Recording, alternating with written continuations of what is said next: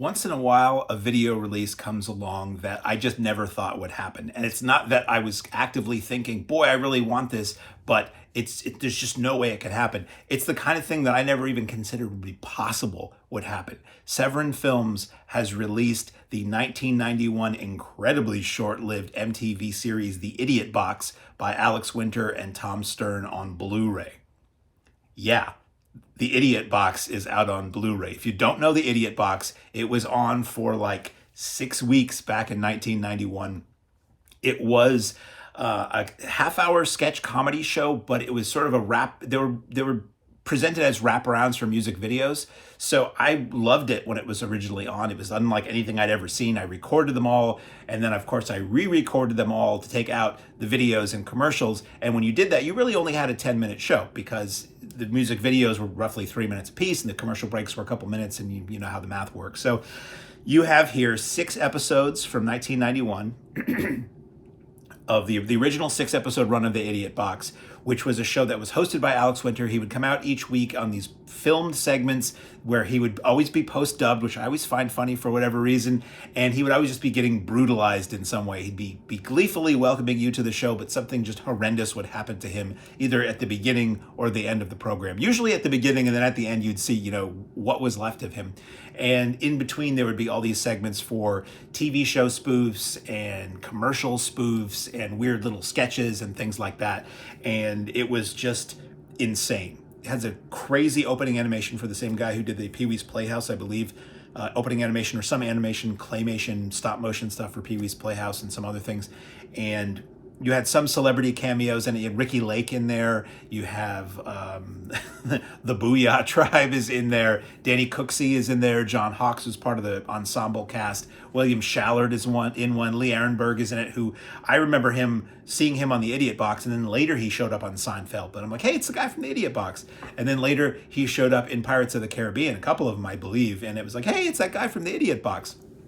It was a very, I don't want to say formative show for me when I was watching it in, God, what would that have been? And I guess it would have been my sophomore year in high school. But I really loved it. I taped it. I watched them endlessly. I knew every word. I knew every inflection. And unfortunately, my tapes were, I think I recorded them on the slow speed, EP, which was not the highest quality. And then I had 2 VCRs and I copied them onto another tape so I could take all the stuff I didn't want out of them, the commercials and the videos, again to the slow speed, so that it was just the worst quality, and the cable reception I had was not very good. So I always yearned for a better copy of the Idiot Box, and this is a phenomenal copy of the Idiot Box. So as I said, it's 6 episodes plus a best of. The best of is the best of the Idiot Box. That's 24 minutes, so that is just all Idiot Box stuff. That was the one time I think they ran it and they didn't put any videos in there. And in that, there are new little interstitial bits with Alex Winter, but otherwise it's stuff that you've already watched over the course of the previous 60 minutes. That was the funny thing when I saw this announced from Severin. First of all, I couldn't believe it. And then I'm like, okay, where's the hitch? What's missing from this? And the answer is nothing. It doesn't have the music videos in, but the music videos were not what they ever created. And I believe the music videos may have been swapped in and out depending on when these episodes ran.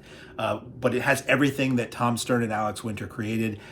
But the important thing is, if they used copywritten music at the time in the sketches, it's still there. That was my big worry. There's a certain MC Hammer joke that uses a fraction of a moment from an MC Hammer song, and I'm like, it's not going to be as funny without that, and it's there, which is really great. They look phenomenal. I don't know what voodoo they did to these things to make them look the way they do, but the video looks really good, and I watched this on a pretty big 4K TV. The video looks really good, and remember, standard definition video from 1991 is not HD. And no matter how many people on YouTube upload things that came off an old tape and they say 60 frames per second HD 4K, it's not. They can do something to try to make it look a little sharper, but it's not. This video looks very good, and the film segments look phenomenal. It's like they went back to the film element, so that no qualms whatsoever with the video presentation here. What else do we have? We have some of the recurring sketches. There's one called Lockjaw, which is one tough cop who never got a tetanus shot. They talk about this in the extras. Lockjaw is something for a generation or two of people really afraid of getting, and nobody ever talks about lockjaw anymore. Lockjaw basically is if you can get some kind of infection and your mouth is either permanently open or permanently closed. And the joke here is that it's a Dirty Harry like cop, but his mouth is permanently wide open.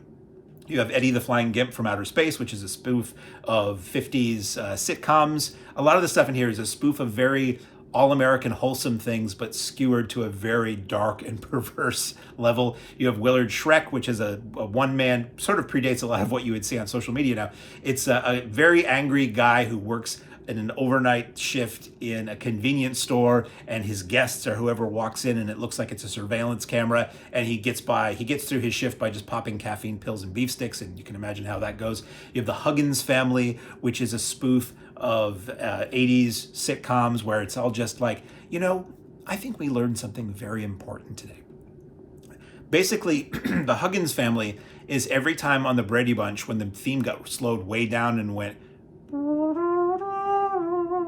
and Mike or Carol was saying something important to one of the children in soft focus.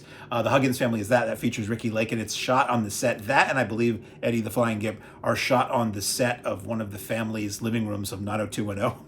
They get into that in the extras too on this too, about how they stole shots. They did things without permits. They used sets that were still standing. They hitched a ride on Michael Bay's helicopter. It's all in there. It's all very interesting and funny, and it's just very dark, edgy, and non-PC, and a lot of it might not play on MTV now. The very Sam Raimi influence, by the way. They talk about that, being huge fans of Sam Raimi and Evil Dead, and becoming friends with Sam Raimi, and the fact that the Idiot Box grew out of a sketch comedy movie they were working on with Sam Raimi and his production team. And the comedic style, if you've seen Sam Raimi's more comedic stuff, if you've seen especially the Super 8 films he made before Evil Dead or just after Evil Dead, that really feels a lot like this visual and comedic style of the Idiot Box. Alex Winter is phenomenal in this. He is a chameleon. He is a living cartoon. It's very funny. If you only know him from Bill and Ted, or from Bill and Ted mostly, you really should see him in this. This originally started because MTV wanted him, post Bill and Ted success, wanted him to host videos on MTV, like as Ted or as his character from Bill and Ted. And he was just like, yeah, no, but what about this? And basically he was able to parlay his Bill and Ted fame into getting this show to be on the air. The menu on this is fantastic. It looks like a 90s preview channel guide, and it has a new bit of business with Voltar, which is the sort of future of television announcing robot announcer that recaps every episode of the Idiot Box at the end. They have him basically telling you what's coming up on this channel you're watching, which is just little clips from the Idiot Box. The extras on this, Out of the Phone Booth and Into the Box interview with director co-star Alex Winter is 8 minutes. Lockjaw Speaks interview with director co-star Tom Stern is 9 minutes. A Gang of Idiots, a conversation with Alex Winter and actor Lee Arenberg is 8 minutes. Exiting Texas, a conversation with Tom Stern and actor John Hawkes, who you would recognize, is 11 minutes. You'd recognize Lee Arenberg too. Funny Money interview with producer Krista Montagna is 9 minutes, or Montagna, or Montagna, or Montana. I'm sorry, Krista, I've probably mangled it 3-4 ways already. Young, Dumb, and Full of Jokes interview with co-writer Tim Burns is 15 minutes. Very funny, and he gets into like showing you his original Idiot Box notebooks, and you find out a lot about a lot of stuff they wanted to do but didn't do. Art Marine, an interview, a career overview with artist David Daniels, which is fascinating to see this guy, his history, and how he does what he does, and you would recognize a lot of what he did. I think he did the opening titles to Freaked as well. If you've never seen Freaked, that is available now on Blu-ray from Umbrella. That is a phenomenal film that the guys did, the Idiot Box gang did after the Idiot Box, and I saw it recently on the big screen, and it is like laugh out loud, doubled over funny almost from the jump from that film. Squeal of Death is a short film that was a precursor, so they listed as precursor to the precursor of Freaked. That's a 16-minute NYU student film that Tom Stern and Alex Winter did.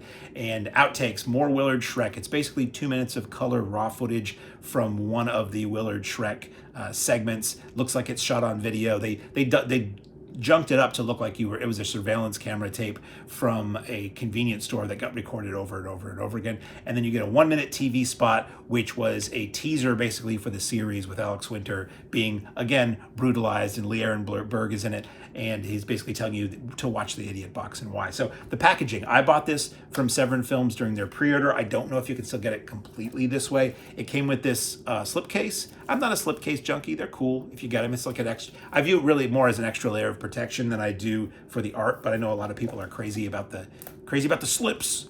So the slipcase slips off to reveal the artwork there on the front and the back. And this is a Region A release, so this is only playable unless you have a special modified player. This is only going to be playable in North America, and then the disc looks like that. So very excited to see this. If you're a fan of sketch comedy, weird comedy, Freaked especially, this has been incredibly hard to see unless you've found a dark corner of the internet for decades now, 30 plus years now.